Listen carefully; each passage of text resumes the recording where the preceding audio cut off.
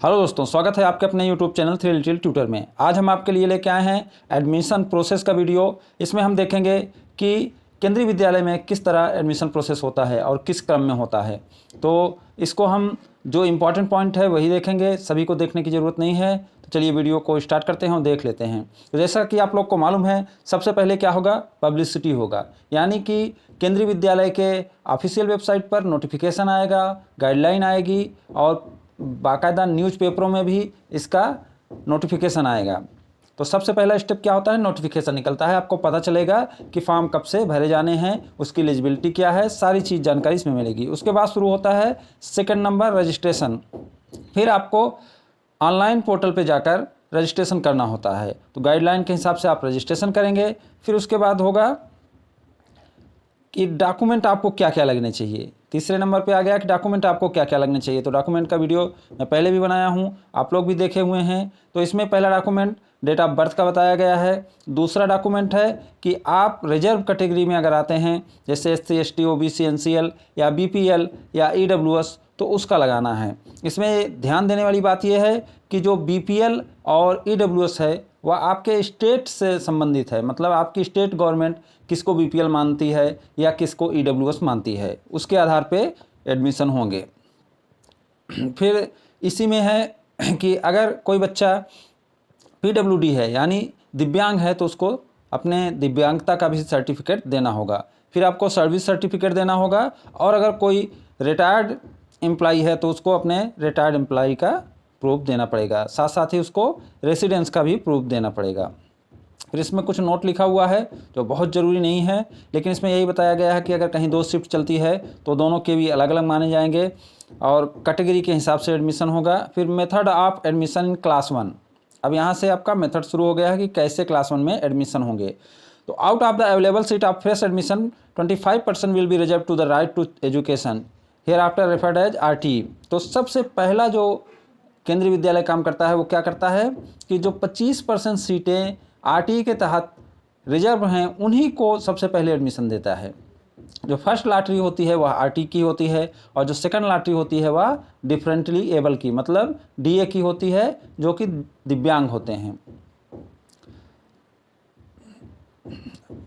15% shall be reserved to SC, 7.5 shall be reserved for ST and 27% seat shall be reserved for OBC non creamy layer. जो NCL है non creamy layer उनके लिए। फिर उसके बाद क्या होता है कि आपका जो कास्ट कैटेगरी है उसके हिसाब से रिजर्वेशन मिलता है। After admission of student under RTE act followed by differently able hereafter refer to as DA। मतलब पहले तो 25% जो बताया, 25% जो सीट है वह RTE के तहत हो जाएगी। उसके बाद डिफरेंटली एबल का होगा। फिर उसके बाद अगर कोई शॉर्टफॉल आता है तो उसको लिया जाएगा कैटेगरी 1 से। फिर अगर फिर भी शॉर्टफॉल आता है तो कैटेगरी 2 से। और फिर इसके बाद इसमें बताया गया है कि किसको कितनी सीट है, क्योंकि 40 सीट का एक सेक्शन होता है केंद्रीय विद्यालय में। तो अगर 25% RTE के तहत देखा जाए तो 10 सीटें आएंगी, 15% SC का देखा जाए तो 6 सीटें आएंगी, 7.5% ST का देखा जाए तो 3 सीट आएगी, और 27% OBC का देखा जाए तो 11 सीट आएगी। उसके बाद फिर लॉटरी का क्या सीक्वेंस है वो देख लेते हैं। जैसे सबसे पहले होगी RTE लॉटरी, फिर ऑल DA लॉटरी होगी, फिर कैटेगरी 1, फिर कैटेगरी 2, फिर SC ST OBC। इसको समझने की ज़रूरत है। देखिए केंद्रीय विद्यालय में क्या होता है कि सबसे पहले RTE के लोग ले लिए जाएंगे, उसके बाद डिफरेंटली एबल ले लिए जाएंगे, फिर कैटेगरी 1, फिर कैटेगरी 2।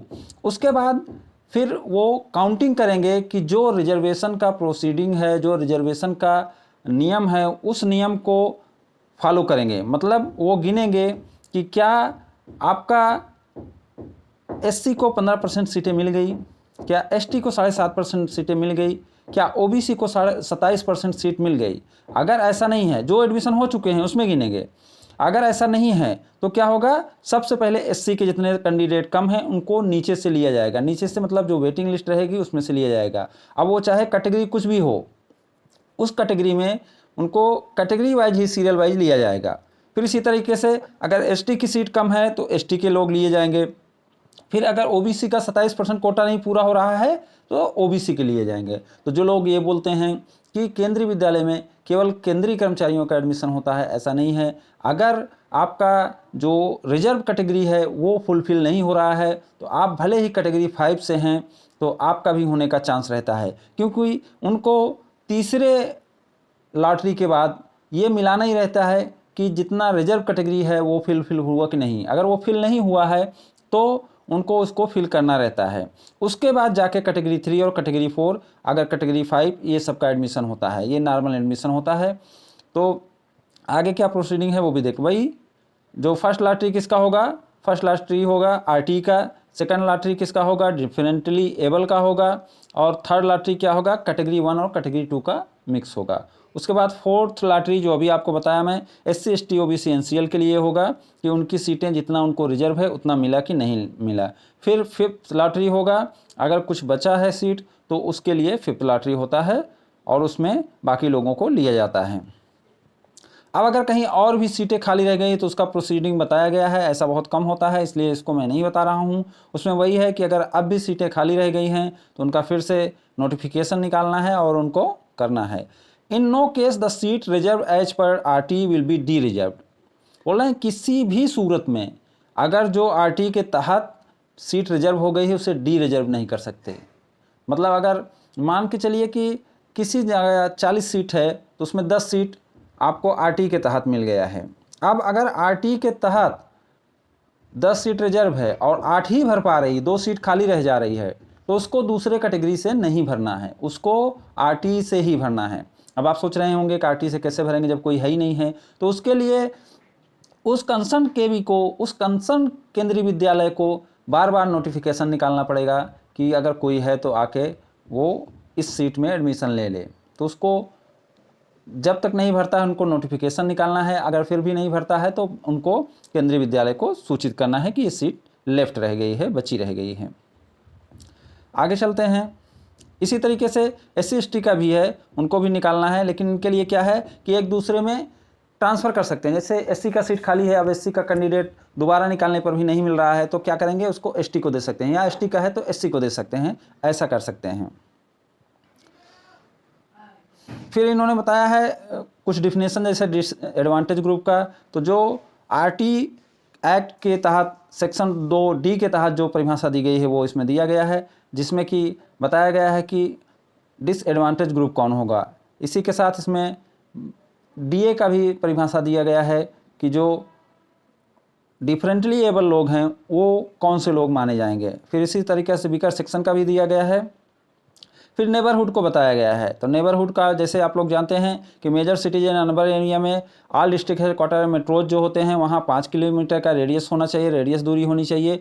और जो गांव का इलाका है वहाँ, जो शहर का इलाका है, जो major cities and urban area है वहाँ 5 किलोमीटर, और जो गाँव का इलाका है वहाँ 8 किलोमीटर की रेडियस दूरी होनी चाहिए।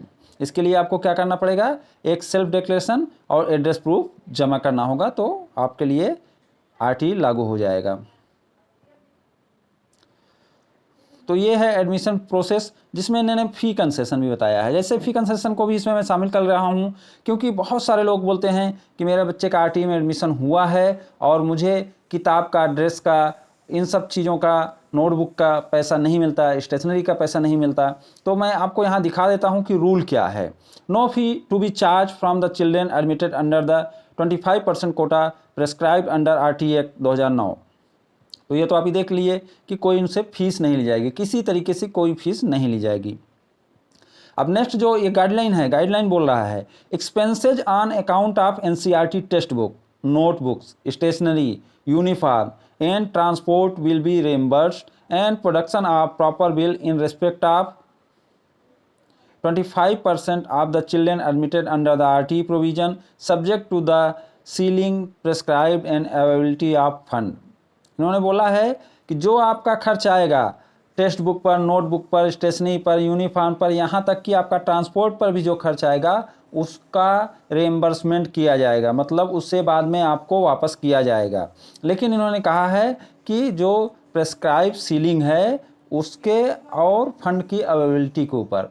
तो देखिए कोई स्टेट गवर्नमेंट या सेंट्रल गवर्नमेंट जिसको भी रिएम्बर्स करना है वो सीलिंग लगा दिए हैं, क्योंकि कोई बहुत ज़्यादा बिल लगा देता है, कोई कुछ भी करता है, तो वो लोग सीलिंग लगा दिए हैं कि आपको इतना तक मिलेगा। जैसे अगर ट्रांसपोर्ट का है तो मान लीजिए बोल दिए 5,000 तक मिलेगा। Books, notes books, stationery, uniform का भी आपको मान लीजिए बोल दिए 5,000 मिलेगा, तो आपको 5,000 मिलेगा, भले आपने 6,000, 7,000, 8,000 खर्च किया हो तो। और एक चीज़ आप ध्यान देंगे कि जो ये नियम लगाया गया है कि 5 किलोमीटर और 8 किलोमीटर के अंदर होना चाहिए, वह भी इसीलिए लगाया गया है। उसके 2 ही कारण हैं। पहला कारण है कि सरकार को ज़्यादा पैसा ना देना पड़े। पता चला आप 25 किलोमीटर दूर से अपने बच्चे का आरटी के तहत एडमिशन करा लिए और ट्रांसपोर्ट के लिए रिम्बर्स मांग रहे हैं, तो सरकार को ज़्यादा पैसा देना पड़ेगा। दूसरा कारण जो है वह भी बहुत महत्वपूर्ण है। दूसरा कारण यह है कि जो आसपास के बच्चे हैं उसका फ़ायदा उठाएं, क्योंकि बच्चे छोटे होते हैं, उनको आने जाने में दिक्कत होती है। अब मान लीजिए आपने भर दिया 25 किलोमीटर से, लेकिन आपने एक सीट नज़दीक वाली ले ली और नज़दीक का एक बच्चा छूट गया, तो इसीलिए वो आसपास का नियम लागू हुआ है। उसके 2 ही फायदे हैं। ये दोनों फायदे की वजह से आसपास वाला नियम लागू हुआ है। Once the children are admitted in class 1 under RT Act, they will continue to enjoy exception and concession till class 8, either in the same KV or any other KV, moving on transfer as per RT Act. इसका भी बहुत सारा comment आते रहता है कि मेरे बच्चे का एक केवी में आरटी के तहत एडमिशन हुआ है, तो क्या वह दूसरे केवी में जा सकता है? बिल्कुल जा सकता है। देखिए गाइडलाइन बोल रही है कि आपका बच्चा जा सकता है, लेकिन किसके तहत? आरटी एक्ट के तहत। तो आरटी एक्ट में क्या बताया गया है? ये बताया गया है कि कोई रीजन होना चाहिए, तभी आप जा सकते हैं। जिसमें आपका एक रीजन होता है कि आपका ट्रांसफ़र हुआ है, दूसरा रीजन होता है कि आपका एड्रेस का ट्रांसफ़र हुआ है, आप नए घर में चले गए हैं, अपने खुद के घर में चले गए हैं, या एक रीजन होता है कि बीमारी के कारण, या एक रीजन होता है कि आपके बच्चे का, आपके 2 बच्चे हैं, एक दूसरे बच्चे का दूसरे किसी के भी दूसरे किसी स्कूल में एडमिशन हो गया है, जहाँ कि आप दोनों बच्चों को एक साथ करना चाहते हैं, आसपास करना चाहते हैं, वह रीजन भी वैलिड रहता है। तो इन रीजनों के तहत आपका बच्चे का एडमिशन ट्रांसफ़र हो जाएगा और उसको आरटी कोटे का लाभ भी मिलता रहेगा। फिर नेक्स्ट है address proof of the parent should be furnished at the time of registration. Registration के समय आपको एड्रेस प्रूफ देना ही देना है।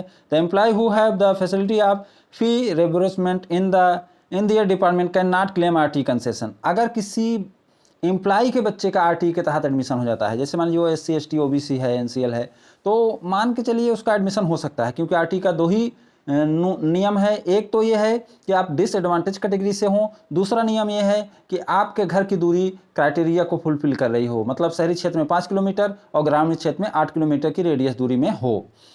तो कोई एम्प्लॉय भी है तो वो भी ये क्राइटेरिया पूरा कर लेता है, तो उसके ही बच्चे का आरटी के तहत एडमिशन हो जाता है, लेकिन उसको फीस या उसकी फ़ीस नहीं माफ़ रहती, या उसकी जो यूनिफॉर्म के चार्ज हैं, जो बुक्स के चार्ज हैं, नोटबुक के चार्ज हैं, ट्रांसपोर्ट के चार्ज हैं, वो सब नहीं मिलेगा। क्यों नहीं मिलेगा? क्योंकि उसका डिपार्टमेंट उसको पैसा देता है बच्चों को पढ़ाने के लिए। तो जहाँ बच्चों को पढ़ाने के लिए पैसा मिलता है, भले ही आपके बेटे का बेटी का एडमिशन आरटी के तहत हो गया है, लेकिन आपको वहाँ आरटी का कंसेशन का लाभ नहीं मिलेगा। वैसे वीडियो बहुत लंबा हो जा रहा है, तो मैं सोच रहा हूँ कि वीडियो को क्लोज करें। इससे पहले मैं क्लास 2 से 8 वाला भी देख लेते हैं। Admission test shall not be conducted for admission to class 2 to 8 and the admission may be granted based on priority category system. जो प्रियोरिटी कैटेगरी सिस्टम है, जो 2 से 8 के एडमिशन होते हैं, उसमें भी प्रियोरिटी कैटेगरी लागू होती है और उसी के तहत एडमिशन होता है, लेकिन इसका कोई टेस्ट नहीं होता है। और सिंगल गर्ल चाइल्ड का भी क्लास 6 से एडमिशन होता है। लेकिन क्या होता है कि सीटें बहुत कम खाली रहती हैं। अक्सर देखा गया है कि जो अच्छे के भी हैं उसमें सीटें बहुत कम खाली रहती हैं, इसलिए कोटा लागू होना थोड़ा मुश्किल हो जाता है और उसमें प्रियोरिटी कैटेगरी लागू होती है। सिंगल गर्ल चाइल्ड कोटा भी क्लास 6 से लागू होता है। और क्लास 9 का भी थोड़ा सा देख लेते हैं। क्लास 9 में क्या होता है? क्लास 9 में एक टेस्ट होता है और टेस्ट के माध्यम से और प्रियोरिटी कैटेगरी के माध्यम दोनों चीज़ को लागू करके आपका एडमिशन होता है। वीडियो बहुत लंबा हो रहा है, उम्मीद करता हूँ वीडियो आपको अच्छा लगा होगा। अच्छा लगा हो तो इसे लाइक, शेयर एंड सब्सक्राइब करें। Thank you for watching.